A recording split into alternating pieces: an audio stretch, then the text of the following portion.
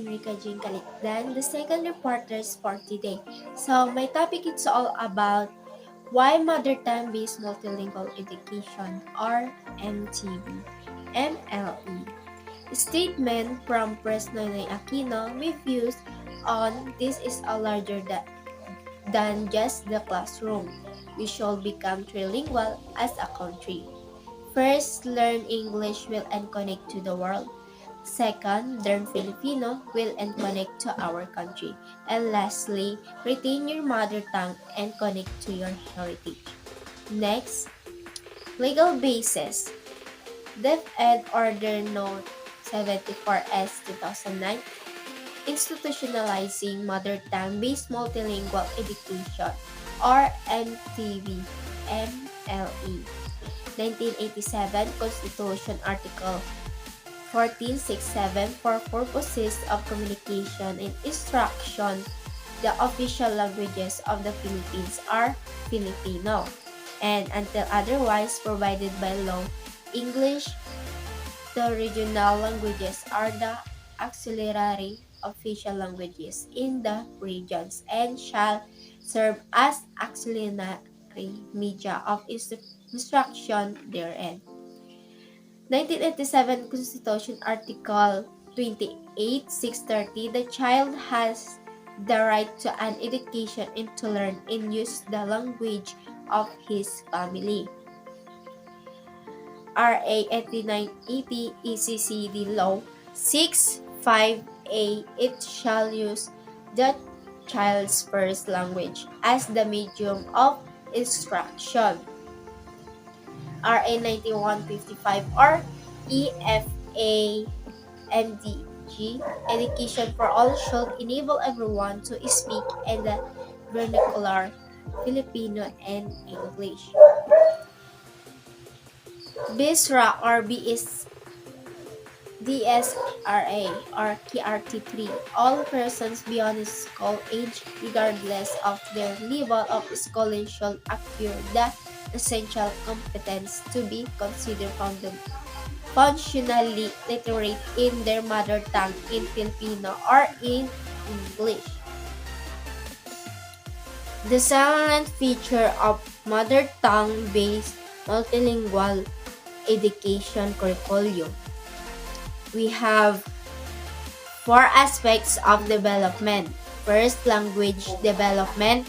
Number 2, academic development. Number 3, cognitive development. And lastly, socio-cultural development. Number 1, language development. Students will establish a strong educational foundation in the language they know best. They will build a good bridge to the school language, and they will be prepared to use all of their languages for success in a school and for lifelong learning. Number 2, cognitive development. Cognitive development begins at home and work. School activities will engage learners to move well beyond this basic question of who, what, when, and where to cover all higher order thinking skills in the learner's L1, their language of thought. This higher order thinking skill will transfer to the other languages once enough to the Filipino or English has been acquired to use these skills in thinking and articulating thought and be used in the process of acquiring English and Filipino more effectively. Number 3, academic development. Students will achieve academic competences in each subject area, and at the end of the program, they will be prepared to enter and achieve within the mainstream education system. And lastly, socio-cultural development. Students will be proud of their heritage, language, and culture, and respect the languages and cultures of others. They will be prepared to contribute productively to their own community and to the larger society.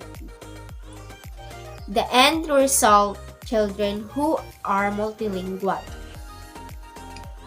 multiliterate, multicultural, so same competencies but different paths. First box and second boxes and the circle. So the first box is and mainstream children who speak the school language. Then the second, mainstream children who do not speak the school language. Then the circle, competences to be achieved by the end of grade 3. So we have the one language plus language 2, which is home language, then school language. Initiative and MLE, literary experiments. First Iloilo experiment 1954, Helgay known as MOI in grade 1 and 2. Second Iloilo language experiment 1961 and 1964, Helgay known is a use in fast 2 grades. And third Rizal experiment in 1960 and 1960 Tagalog as MOI in grade 1. Lastly, first language component bridging and program, or FLCBP, on transitional education in 1986 and 1993 children's L1 in grades 1 and 2 and transition to Filipino in English. Next, the lingua franca education or Life Pilot Study 1999-2002. Define and implement national bridging and program from mother tongue to Filipino and English to develop initial literacy. Then use 4 of largest lingua francas as MOI in grade 1 and 2. Tagalog, Hiligaynon, Cebuano, and Ilocano. Then attempt to bridging and learn in concept from MT to Filipino and English. Next, Limbuangan and Kalinga Miles program. Implemented by Summer Institute of Linguistics for 10 years.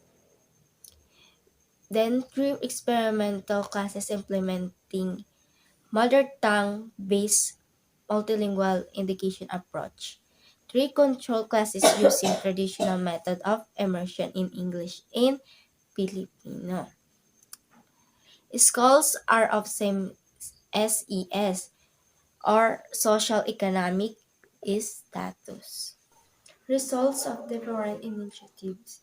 Children who began school in first language with bridging to second languages were significantly more competent in all areas of study than their counterparts.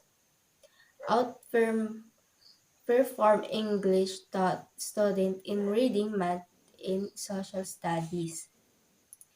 Learn to read more quickly and learn better in math and science. We are observed to be actively participating in different classroom activities, and dropout and repetition rates decrease.